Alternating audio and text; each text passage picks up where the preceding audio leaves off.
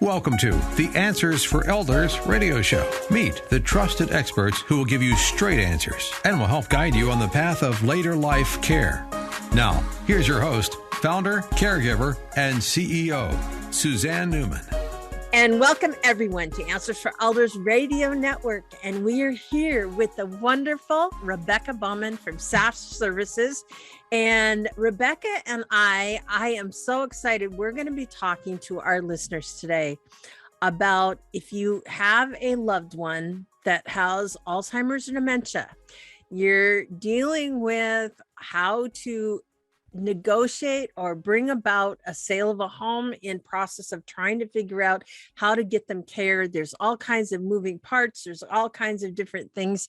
And this is Rebecca's specialty. And I really want to talk to those families that may have a concern about a loved one that has dementia that are still living at home. You're concerned about them to a certain degree. So Rebecca, I'm so glad you're here. And this is a very common problem, isn't it?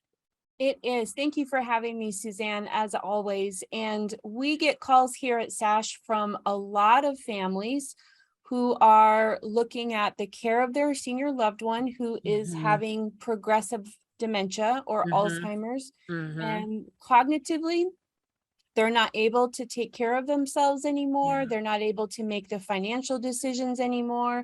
They're on that journey, which is really hard to be on for the family. And then right in the middle of it, they're trying to figure out, how do we pay for mom or dad's care?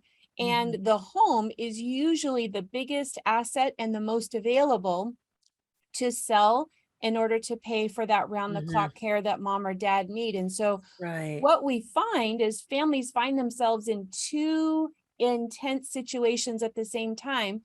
We're the caregiver. We have to manage mom's finances, mom's care. Where is she going to move to? What level of care does she need? Doctor's appointments. And holy cannoli, we've got this home that she's lived in for 50 years. It's full. It hasn't been readied for market. How in the world are we going to do this? And just this year, Suzanne, I've assisted 8 families with the sale of their home when there was someone in the family on title of the home who had dementia or Alzheimer's. And so you're absolutely right. It's very common, and we want to talk about it today. We want to give tips and guidance and encouragement, and hopefully your listeners can gather something from our show today where they go, I'm so glad I listened to that, because now I know to do X, Y, or Z as I'm navigating this with my family. You know, Rebecca, it's been even worse after the pandemic. So many seniors that probably should have had care in some way, even during, quarantine, and they were still in their homes when they really weren't safe. And this is what I'm learning about more and more, of how much that being isolated has also escalated symptoms of Alzheimer's and dementia, or things that are going on in the home that you may not realize, like they haven't cleaned the refrigerator for a year, or they haven't, they've been hoarding things, or, things are not getting, they're not living in a clean environment because they're not able to take care of things. They're not using, grooming their own, practicing activities of daily living properly. So they're not living in a good scenario. And yet there's this element of fear of, because I've closed and been living in this bubble, I'm too afraid to go out. I'm too afraid to be, more involved in the world. And that's been difficult on both the family side. The spouse is in the middle of things oftentimes with, let's say dad's trying to take care of mom the best he can, but mom's got dementia. Mom's not tracking. I mean, I'm sure you're seeing a lot of that. And you're so right, Suzanne, about the pandemic, because a lot of families were separated from their senior loved ones for months. They were quarantining. Mom or dad was in another state or another city at home alone. Maybe their symptoms were progressing and nobody really was around them to see. And everyone was so afraid of passing COVID one to another that I think there was a lot of discoveries made as folks began to sort of connect again and see one another again, like, wow, we really need to do something here. And mom isn't safe at home anymore. Dad isn't safe at home.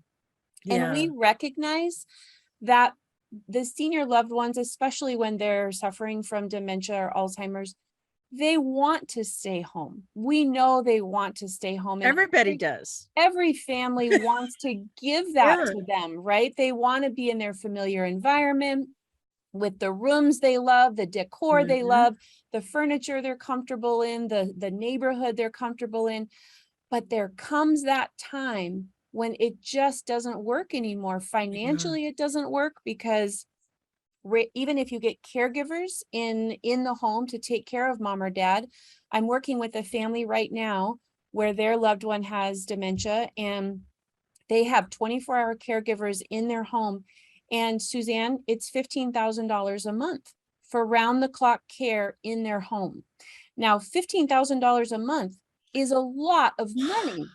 And you, even if you own your home outright and you've paid your home off years ago, still a lot of money. You can burn through all the equity in your home in just a couple of years, putting out $15,000 a year. So financially, it doesn't make sense to stay at home. And then, of course, there's the safety element, right? Yeah. The stove is left on, the doors are left open or unlocked. There's electrical hazards. There's fall risks. Exactly, fall risks. And family members are going and checking on mom every day, and they're starting to be so frazzled because of the stress of knowing that mom's in an unsafe environment or dad's in an unsafe, that they just reach that point where it's time.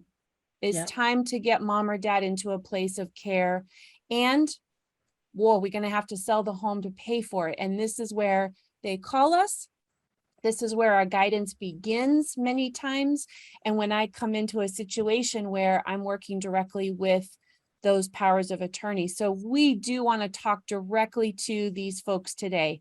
We want to encourage you, give you guidance, give you tips and support and guidelines for what to do ahead, and spend our time this way.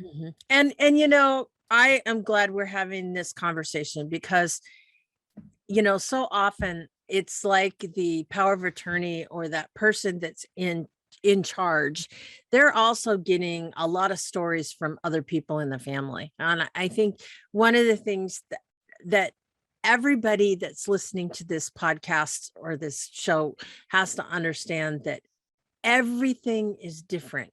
Everybody's perspective is different, their experiences of mom or dad. And dementia is funny, because I know I've seen it. I saw it with my own mother.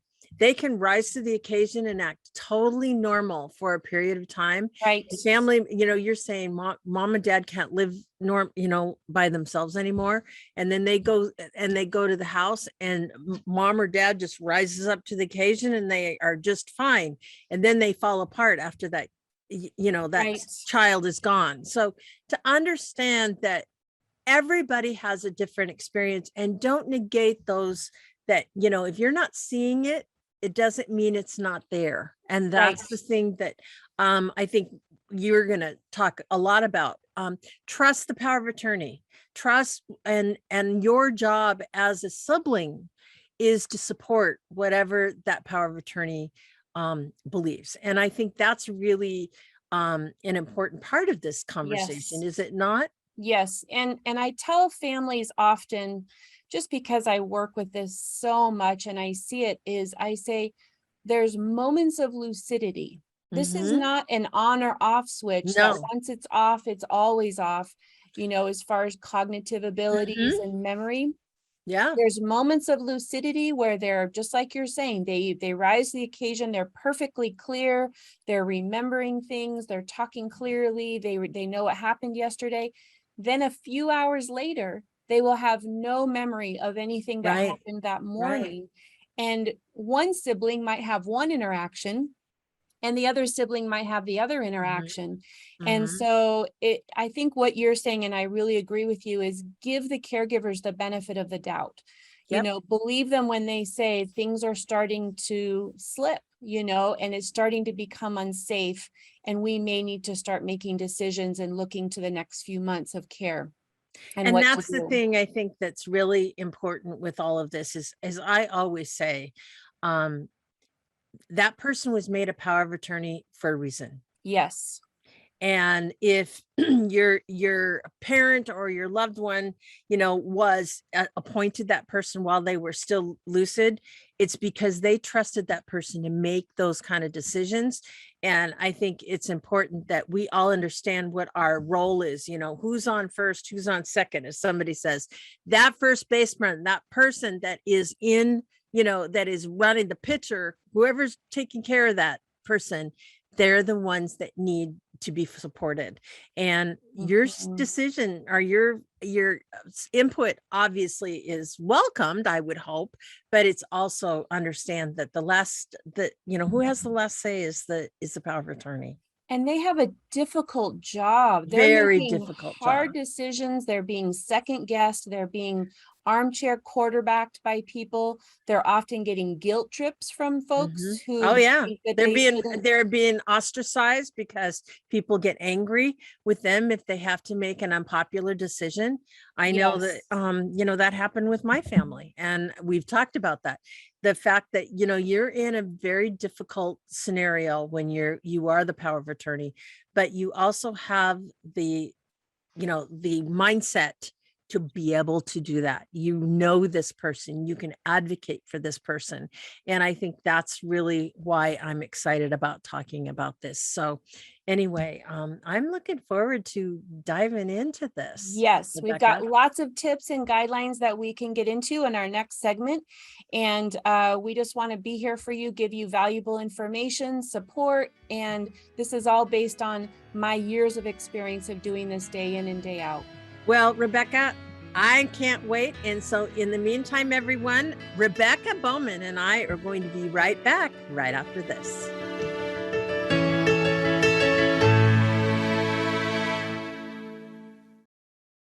We at Answers for Elders thank you for listening. Did you know that you can discover hundreds of podcasts in our library on senior care? So visit our website and discover our decision guides that will help you also navigate decision making. Find us at answersforelders.com.